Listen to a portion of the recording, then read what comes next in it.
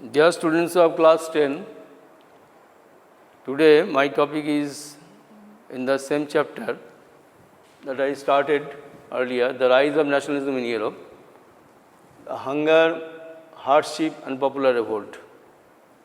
In that chapter we may give the question, the 1830s were years of great economic hardship in Europe. Now, what were the causes of economic hardship? We see that in the second half of the 19th century, we see the rise in population almost in all parts of Europe. Enormous rise in population. And there was a problem, we see that there was no, the number of job seekers, there was a rise in number of job keepers and there was no employment, problem of employment.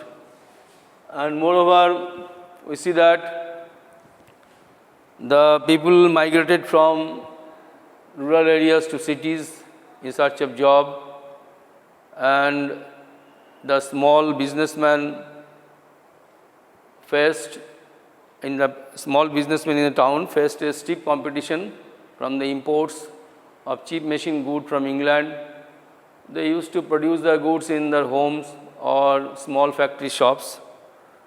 We see that there was another problem, that aristocratic people enjoyed several power and privileges, while the peasants were under the burden of feudal dues and obligations, different types of taxes, and the rise in population in Europe led to the demands for food also increased, and demands naturally it led to the rise in prices, and naturally it was with the rise in prices at that time, and also along with it the bad harvest caused heavy discontent or severe discontent in European countries, or among the people in European countries. Now we see the next topic is the weavers' uprising. Weavers' uprising in Silesia.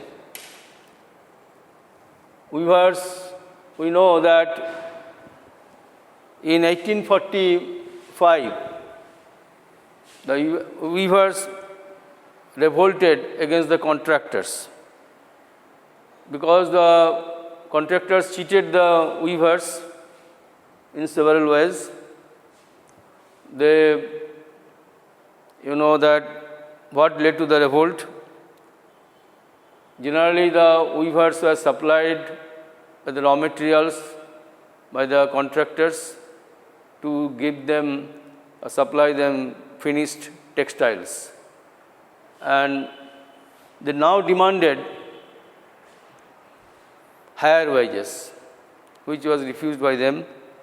So, it was a journalist, the viewpoint of journalist I am describing, of Wilhelm Wolff, what happened on 4th June 1845. A large number of crowds came out of their homes or emerged from their homes, and they marched in Paris to the palaces of the weavers and attacked their homes. They initially did not know that demanding higher wages, and the contractors did not respond well. They misbehaved. Naturally, they attacked their homes and destroyed their furniture, wind pans, and also plundered their wealth. And actually, naturally as a result, many contractors fled from their home to neighboring villages. We see that within 24 hours, one such contractor brought the army, and 11 weavers were shot dead. See, this is the incident happened in the year 1845. Now, revolution of the liberals, what was the political, social and economic ideas? In the year, it will be the year 1848. That is the year. In the year 1848, we see that the classes like the unemployed workers, peasants, artisans, and they are middle class, educated middle class people. They revolted. They are known as liberal nationalists, revolutionaries, and they organized the revolt. We see that in France, in the year 1848, July Revolution, February Revolution, I should say, in the year of February Revolution occurred. In the year 1848, February Revolution in France. As a result of the February Revolution, the monarchy was overthrown. Who was the monarch at that time? Louis Philippe. Already I have discussed earlier, in the July Revolution of 1830, Louis Philippe was brought to the throne in place of Charles X, the early Bourbon dynasty or Bourbon monarch. So, a republic was established with universal male suffrage in France in that year. Now, we see that naturally it had an impact. The revolution in France inspired the people of Italy, Germany, Poland, Austria-Hungary to also the liberal-minded nationalist peoples. They demanded constitutionalism with national unity. However, we see that similarly we may say that another important thing that the liberal nationalists also demanded a constitution based on parliamentary principles, to freedom of press, freedom of association, and we see that a constitution, freedom of press and freedom of association. We see that this is how the liberals revolted. What was the political idea, the demand? Same. The liberal nationalists, they demanded a constitution based on parliamentary principles, that is a constitution which was included in a constitution, freedom of press and freedom of association. What was the social demand, social ideas? It is actually, they demanded the abolition of serfdom and the bonded labor, which was abolished in Europe. And what were the economic ideas? Already I have discussed it earlier. Economic ideas of liberalism, political ideas of liberalism, it should be economic equality, freedom for all, equal economic right for all, equal political right for all, and economic ideas, freedom of market. This included the freedom of markets and abolition of the restrictions on trade and commerce imposed by the state. So, this is the revolution of liberals of 1848. Now, you see that in Germany an incident happened 18th May. What happened? On 18th May 1848, elected representatives of Germany marched in a festive procession to take their place in the Frankfurt Parliament convened in the Church of St. Paul.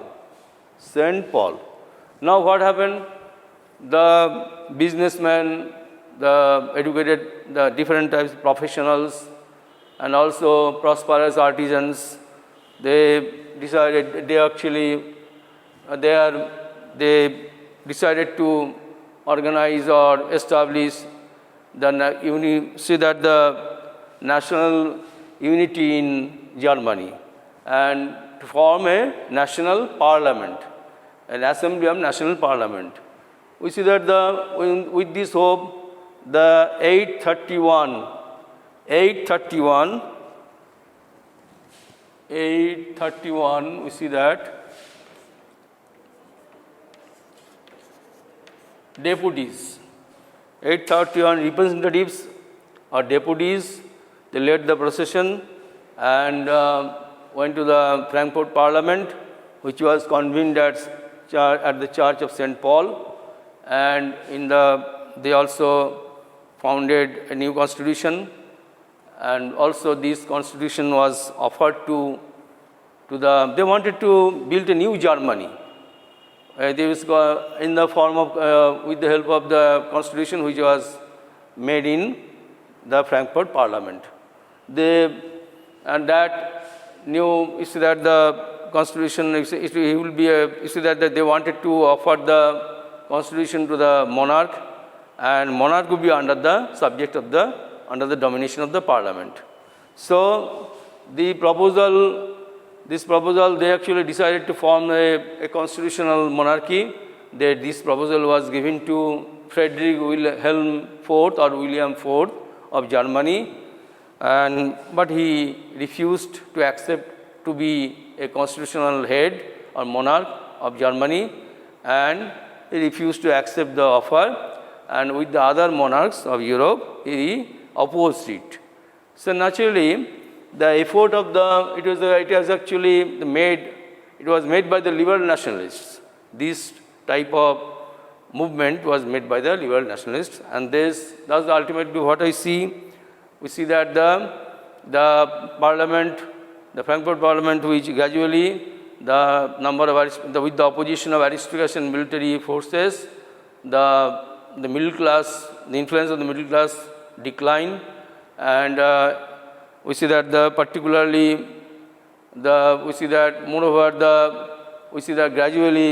the troops were called in. Ultimately, the troops were called in, and National Assembly of Germany was completely disbanded. Now, this is the failure. And now, when Frankfurt Parliament convened in the Church of St. Paul, women were admitted as just observers to stand in the visitors' gallery. See that the women during the liberal national movement, the women actually, although they are actually participating in the movement for a long time and over the years, they are denied right.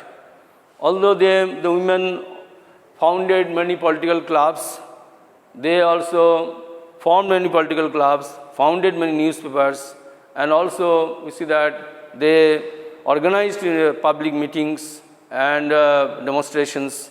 Still, the women were denied the suffrage right. Women were denied the suffrage right.